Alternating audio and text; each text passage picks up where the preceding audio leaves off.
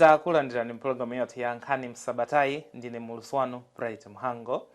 Nkhani yathu yoyamba ichokera ku Mangochi akuti kumeneko mene skulu zasegulidwamo ana ena ake sanapite ku skulu yayi adakali kudambwe Kovinidwa. Ku Mangochi kumakhala mtolankhani wathu wona zakusasiyana pakati pa azimayi ndi azibambo, gender analyst Morton Baghaya. Morton, kodi tinganene kuti boma sinakambirane ndi mafumu ndi anthu aku Mangochiko kunena kuti skulu segulidwa nthawi yanji ana abwereko kudambwe nthawi yanji? Zikomo kwambiri Bright Mhango. Boma simadikira munthu. Boma litati lizikambirana ndi aliyense mukhala chipwirikiti m'Malawi muno.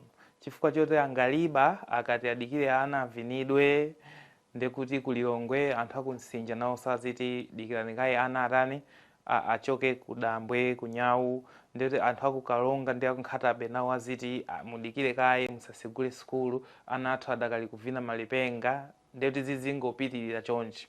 Amene wowo asiyeni akafuna kunyala skulu azinyala msogolo muno wa Bright Mhango mukapita mulimbi mufuna munthu azisenza matumba anthu ake azikhala atiwo amene wowo anthu osenza matumba matelala garden boy mahule ochipa mukachelemu ndi amene wowo ndi aliyense Malawi amene akunyala skulu aziziwa zoti msogolo muno akamazakhala at the bottom of society asamazadandaule iya ndi ana ndi sogolo la mawa ndi zatelemu boma litani iyayi boma lisachitepo kanthu amene ngati sakufuna skulu akhale chonchi boma lizapangapo ndalama pamene popo anthu ofuna mapasipoti omapita ku John ndi amene wawa ndi zamanyazi kwambiri zimene zikuchitika m'mamizi ena Malawi muno koma nangatitani Malawi ndi watonse.